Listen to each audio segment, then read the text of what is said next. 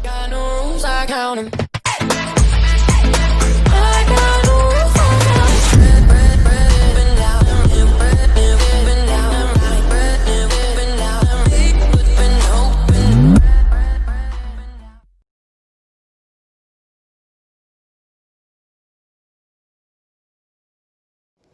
Hello बच्चों, कैसे हैं आप। आज हम पढ़ने वाले हैं सूक्ष्म जीव, मित्र एवं शत्रु, जो कि कक्षा 8 का पाठ 2 है। और इस पाठ को हम 2 भागों में पढ़ने वाले हैं, इसलिए यह इसका पहला भाग है। बच्चों, हम अपने आसपास बहुत सारे जीव देखते हैं, जो पेड़ भी हो सकते हैं, बैल, बकरी, गाय या हम इंसान भी। परंतु कुछ ऐसे जीव भी हैं जो हम अपनी आंखों से नहीं देख सकते, लेकिन वो हमारे आसपास सदैव मौजूद होते हैं। फिर आप कहेंगे, ये कौन से जीव हैं जो हमें नजर नहीं आते परंतु हमारे आसपास मौजूद होते हैं। हाँ बच्चों, यही विशेष सूक्ष्म जीव कैसे हैं, क्या हमारे लिए फायदेमंद है या नुकसानदायक है, हम इनको कैसे देख सकते हैं और क्यों ये इतने महत्वपूर्ण हैं, इन्हीं सब प्रश्नों के उत्तर के लिए हम आज यह पाठ पढ़ने वाले हैं। तो शुरू करते हैं अपनी पाठ की सूक्ष्म जीव, मित्र एवं शत्रु की जानकारी। सबसे पहले आपको बताते हैं कि सूक्ष्म जीव होते क्या हैं। बच्चों, आपने अपने आसपास के स्थानों पर पौधों एवं जंतुओं सहित अनेक सजीव देखे हैं, परंतु कुछ जीव ऐसे भी हैं जिन्हें हम बिना किसी यंत्र की सहायता से नहीं देख सकते। इन्हीं जीवों को हम सूक्ष्म जीव कहते हैं। जैसे आपको चित्र में नजर आ रहा है कि इन जीवों को हम या तो माइक्रोस्कोप या आवर्धक लेंस की सहायता से ही देख सकते हैं। कई बार आपने देखा होगा कि जब ब्रेड या रोटी सड़ने लगती है तो उसकी सतह पर आपको काले सफेद धब्बे दिखाई देते हैं। इन धब्बों को आवर्धक लेंस से देखने पर आपको काले रंग की गोल सूक्ष्म संरचनाएं दिखाई देंगी। ये संरचनाएं असल में एक प्रकार की सूक्ष्म जीव हैं। तो क्या सूक्ष्म जीव एक ही प्रकार के होते हैं? नहीं बच्चों, इनको भी हम अलग अलग वर्गों में बांट सकते हैं। सूक्ष्म जीवों को हम 4 मुख्य वर्गों में बांट सकते हैं, जैसे जीवाणु, कवक, प्रोटोजोआ, शैवाल और साथ में एक और विशेष वर्ग जो है विषाणु। इन चारों से भिन्न जो ये विशेष वर्ग है, इसका नाम विषाणु है। और बच्चों, आप पूछेंगे कि मैम, आप इसको बाकी चारों से अलग क्यों कह रहे हैं? यह सूक्ष्म जीव किस प्रकार से बाकी 4 सूक्ष्म जीवों से भिन्न है? तो बच्चों, इसके लिए मैं आपको बताना चाहूंगी कि यह जो सूक्ष्म जीव है, इन के और बाकी 4 सूक्ष्म जीवों के बीच में आधारभूत अंतर होता है, जो आपको जानना आवश्यक है। जहां बाकी चारों प्रकार के सूक्ष्म जीव गुणन करने के लिए स्वयं की जैविक संरचना का इस्तेमाल करते हैं, वहीं विषाणु केवल परपोषी में ही गुणन करते हैं, यानी जिस पौधे या जंतु से जुड़ते हैं उसी की कोशिका में गुणन करते हैं। इनका स्वयं का अपना कोई जैविक संरचना या जैविक नहीं होता। तो कुछ सामान्य रोग जैसे जुकाम, फ्लू या खांसी विषाणु के द्वारा होते हैं।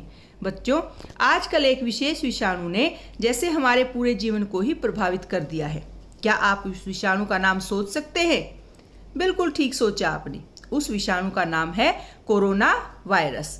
इसी वायरस के संक्रमण से लाखों लोग प्रभावित हैं और आपको जीवन शैली भी बदलनी पड़ गई है। आपको अब बार बार साबुन से 2 मिनट हाथ धोने और सामाजिक दूरी बनाए रखने जैसी सावधानियां भी बरतनी पड़ती हैं। यह अति आवश्यक है बच्चों, ताकि हम इस विषाणु के संक्रमण से बच सके। यह सब देखकर व सुनकर अवश्य ही आपके मन में प्रश्न आता होगा कि इतने खतरनाक ये सूक्ष्म जीव आखिर रहते कहाँ हैं? तो बच्चों, आपकी जानकारी लिए मैं बताना चाहूंगी कि जीवाणु कहीं पर भी रह सकते हैं। ये बहुत सख्त जीव हैं, इसीलिए ये कठिन परिस्थिति में रह सकते हैं। वे मिट्टी के बर्तन, उबलते और ठंडे बर्फीले पानी में जीवित पाए गए हैं। ये कॉस्टिक सोडा की झील हो या सांद्र सल्फ्यूरिक अम्ल के पोखरे हों, वे अनेक किलोमीटर की गहराई में जीवित रह सकते हैं। ये संभवतः अंतरिक्ष में भी रह सकते हैं। एक प्रकार का जीवाणु तो कैमरे पर देखा गया जो चंद्रमा की सतह पर 2 वर्ष से था। संभवतः कोई पर्यावरण ऐसा नहीं जिसमें जीवाणु जीवित न रह सके। केवल बाहरी पर्यावरण ही नहीं, ये सभी जंतुओं के शरीर के अंदर भी पाए जाते हैं। कुछ सूक्ष्म जीव दूसरे सजीवों पर आश्रित होते हैं, जबकि कुछ अन्य स्वतंत्र रूप से पाए जाते हैं। जैसे आप चित्र में अमीबा को देख पा रहे हैं, यह एक ऐसा सूक्ष्म जीव है जो अकेले रह सकता है, जबकि कवक हो या जीवाणु ये समूह में रहते हैं। तो बच्चों, यानी पृथ्वी पर ऐसा कोई स्थान नहीं जहाँ सूक्ष्म जीव ना पाए जाते हों। तो एक बार हम नज़र डालते हैं कि ये कहाँ कहाँ पाए जा सकते हैं। बच्चों, हम कह सकते हैं कि सूक्ष्म जीव सर्वव्यापी होते हैं, चाहे गीज़र हो, चिमनी हो या गर्म पानी के चश्मे हों, या आप बर्फ़ की बात करें, मिट्टी की बात करें, या हज़ारों फीट गहरी खाई में या उच्च अम्लीय वातावरण में, कोई स्थान ऐसा नहीं जहाँ ये सूक्ष्म जीव ना पाए जाते हों। तो बच्चों, अब विषय आता है कि जब सूक्ष्म जीव और मनुष्य का इतना क्या गहरा नाता है कि ये हर जगह पाए जाते हैं, किस प्रकार सूक्ष्म जीव मनुष्य के जीवन को प्रभावित करते हैं, क्या ये हमारे मित्र हैं या हमारे लिए एक शत्रु की तरह हैं, तो ये सोचने की बात है। तो बच्चों, आपको यह जानकर आश्चर्य होगा कि सूक्ष्म जीव हमारे लिए दोनों हैं, हमारे मित्र भी और हमारे शत्रु भी। तो सबसे पहले जानते हैं सूक्ष्म जीव किस प्रकार हमारी सहायता करते हैं और हमारे मित्र कहलाते हैं। सबसे पहले जो इसका उपयोग है वह क्या है? दही और ब्रेड बनाने में। आप कक्षा 7 में पढ़ चुके हैं कि जीवाणु दूध को दही में परिवर्तित कर देते हैं। ये जादू वास्तविकता में देखने के लिए आप आज रात अपनी माँ को दही जमाते हुए देखें कि वो ये सब कैसे करती है, कैसे वो गुनगुने दूध में थोड़ा सा दही मिलाती है और फिर सुबह आपको किस प्रकार स्वादिष्ट दही तैयार मिलता है। आपको आश्चर्य होगा कि यह कैसे हुआ।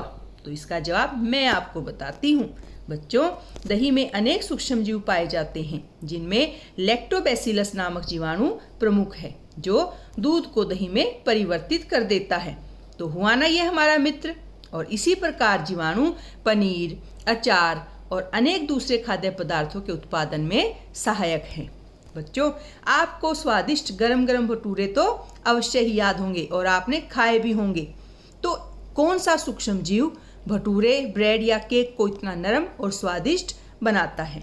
तो कभी आपने यह देखा है कि भटूरे को तैयार करने के लिए मैदा कैसे तैयार किया जाता है? यदि आप कभी देखेंगे तो आपको पता चलेगा कि कैसे यीस्ट के मिलाने में थोड़ा सा मैदा फूल करके बड़े आकार का बन जाता है। यह सब कैसे होता है? बच्चों, यीस्ट तीव्रता से जनन करके कार्बन डाइऑक्साइड गैस उत्पादित करते हैं और यही गैस के बुलबुले खमीर वाले मैदे का आयतन बढ़ा देते हैं। यही प्रक्रिया या खूबी बेकिंग उद्योग में यीस्ट के उपयोग का आधार है, जिससे ब्रेड, पेस्ट्री एवं केक बनाए जाते हैं। इसके बाद बच्चों, सूक्ष्म जीवों का उपयोग किया जाता है वाणिज्यिकी में। बड़े स्तर पर जब अल्कोहल, शराब या एसिटिक अम्ल के उत्पादन में सूक्ष्म जीवों का उपयोग किया जाता है। जौ, गेहूं, चावल एवं फलों के रस से उपस्थित प्राकृतिक शर्करा में यीस्ट द्वारा अल्कोहल एवं शराब का उत्पादन किया जाता है। आज हम सीखेंगे किण्वनन की प्रक्रिया किस प्रकार होती है। इसके लिए हम सबसे पहले क्या लेंगे? ये हमारे पास एक 500 ml का बीकर है। इसमें हम 3/4 भाग, यानी ये लगभग 3/4 भाग हम इसमें जल डाल लेंगे और पानी से भरने के पश्चात इसमें हम 2-3 चम्मच चीनी घोलेंगे। ये 2 और ये 3 चम्मच हम इसके अंदर चीनी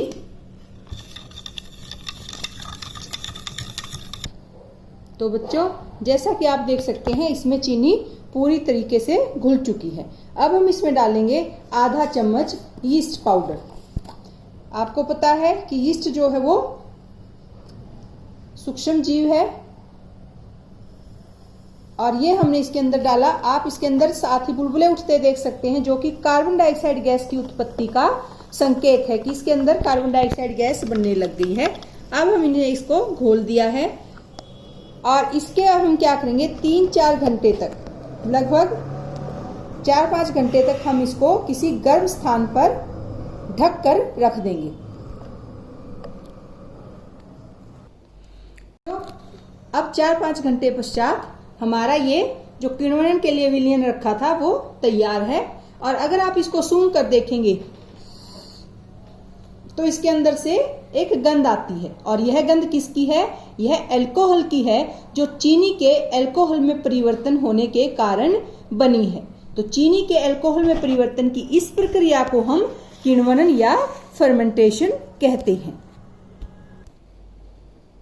अब आता है सूक्ष्मजीवों का औषधीय उपयोग। जब कभी आप बीमार पड़ते हैं तो आपको डॉक्टर पेनिसिलिन का इंजेक्शन देते हैं या कोई अन्य प्रतिजैविक गोली अथवा कैप्सूल देते हैं। तो बच्चों, आप जानते हैं इन औषधियों का स्रोत क्या है? अरे वही अपने मित्र सूक्ष्मजीव।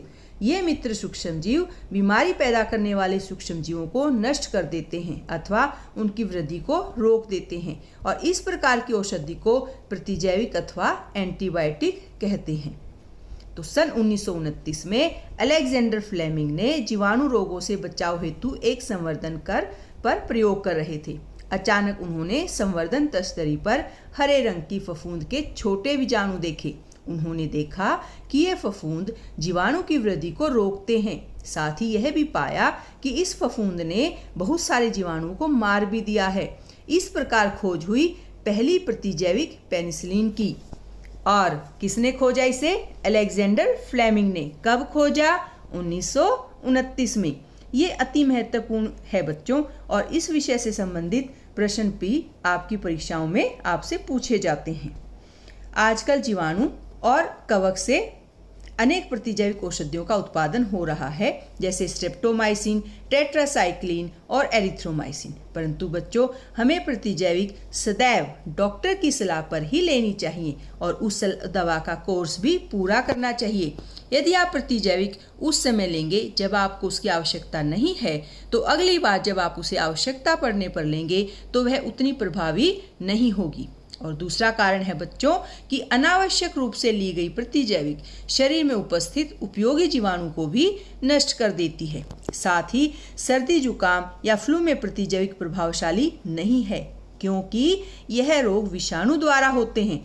तो बच्चों, साथ ही इस विषय से संबंधित महत्वपूर्ण प्रश्न भी मैं आपको बता देती हूँ, जिससे आपको परीक्षा में बहुत सहायता मिलेगी। सबसे पहला प्रश्न बच्चों क्या है कि डॉक्टर की सलाह के बिना हमें प्रतिजैविक क्यों नहीं लेनी चाहिए, जिसका जवाब मैंने अभी आपको बताया था। और दूसरा प्रश्न क्या बन सकता है बच्चों कि अनावश्यक रूप से ली गई प्रतिजैविक हमारे लिए हानिकारक क्यों होती है।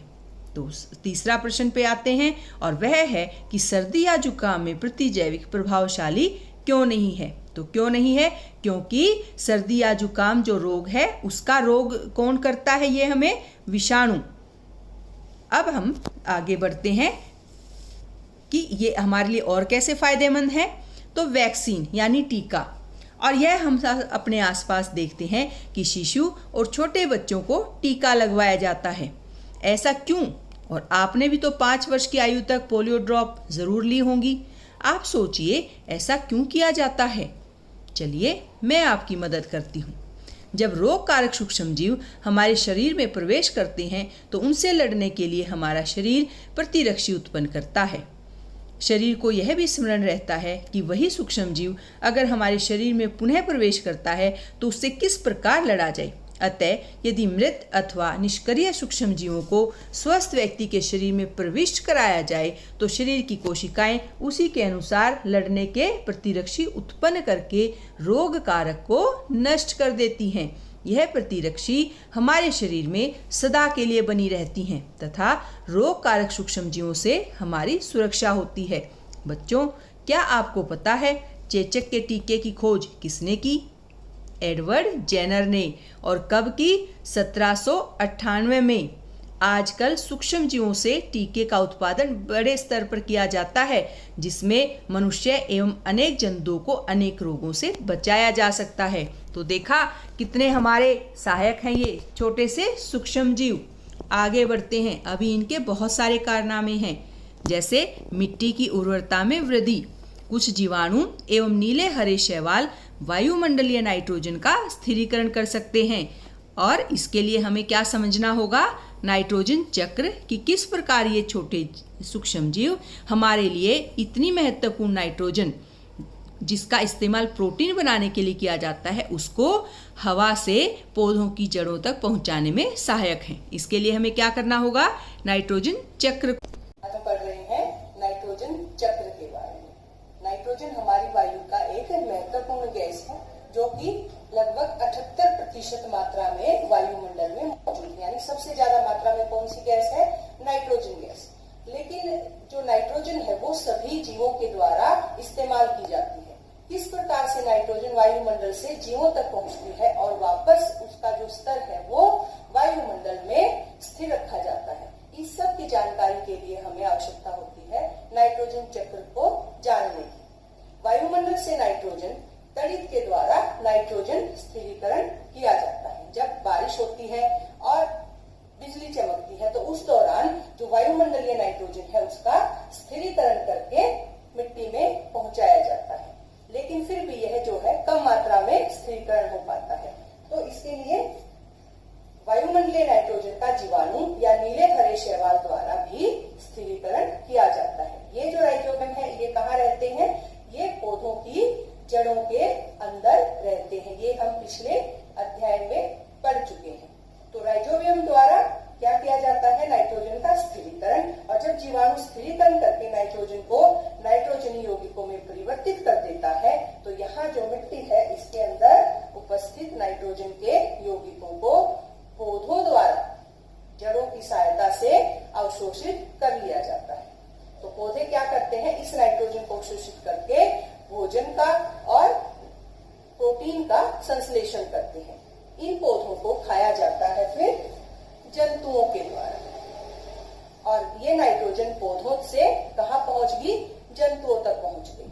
जंतु जो है वो इसका इस्तेमाल करते हैं और फिर उत्सर्जन और या कभी जीवों की मृत्यु हो जाती है तो नाइट्रोजन अपशिष्ट बनता है और उस अपशिष्ट को अपघटकों द्वारा वापस कहाँ पहुंचा दिया जाता है, मिट्टी में। तो ये जो वायुमंडलीय नाइट्रोजन थी वो स्थिरीकरण होने के पश्चात हमारे जीवन चक्र में आ जाती है और इस प्रकार मिट्टी से पौधे, जंतु और वापस मिट्टी में इसका एक चक्र चलता रहता है। कई बार क्या होता है कि मिट्टी में जो उपस्थित नाइट्रोजन के यौगिक हैं वो जीवाणुओं द्वारा नाइट्रोजन यौगिकों को फिर से गैसीय नाइट्रोजन में परिवर्तित कर दिया जाता है और गैसीय नाइट्रोजन जो होती है वो वापस कहाँ शामिल हो जाती है, वायुमंडलीय नाइट्रोजन में। इस प्रकार अलग अलग स्थितियों से गुजरते हुए नाइट्रोजन वापस वायुमंडल में पहुंच जाती है और इसके जो स्तर होता है वह भी स्थिर रहता है। तो नाइट्रोजन एक महत्वपूर्ण घटक है जो विशेष पौधों द्वारा इसको प्रोटीन संश्लेषण के लिए इस्तेमाल करने के पश्चात वापस से वायुमंडल में पहुंच जाता है। ये अलग अलग इसके चरण थे। तो ये हमारा नाइट्रोजन चक्र है। यह अति महत्वपूर्ण विषय है और बच्चों ये परीक्षा में इससे संबंधित काफी प्रश्न आते हैं। इसके लिए आवश्यकता क्या है कि आप इस चक्र को अपने हाथों से एक बार अपनी पुस्तिका में अवश्य बना करके देखें। तो नाइट्रोजन चक्र के बारे में जानने के पश्चात एक और जो हमारे लिए बहुत ज़्यादा सहायता ये सूक्ष्म जीव करते हैं वह है पर्यावरण का शुद्धिकरण। बच्चों आप चित्र में देख सकते हैं कि जब आप अक्सर बड़ी मात्रा में मृत जीवों को या सड़ते हुए पादपों को और कभी कभी सड़ते हुए जंतुओं को देखते हैं लेकिन कुछ समय बाद वे विलुप्त हो जाते हैं, यह किसने किया? बच्चों इनका मुख्य कारण है कि सूक्ष्म जीव मृत जैविक अवशिष्ट का अपघटन करके उन्हें सरल पदार्थों में परिवर्तित कर देते हैं। यह पदार्थ अन्य पौधों एवं जंतुओं द्वारा उपयोग कर लिए जाते हैं। तो बच्चों अब आप आसानी से बता सकते हैं कि हमारे प्राकृतिक सफाई कर्मी कौन है? कौन है? सूक्ष्म जीव। शाबाश बच्चों, आप तो बड़ी जल्दी सीख जाते हैं। एक बार हम पूरे पाठ को फिर से दोहराते हैं कि मानव जीवन में सूक्ष्म जीवों का योगदान क्या है। जैसे सबसे पहले उन्होंने हमारी कहाँ मदद की? दही और ब्रेड बनाने में।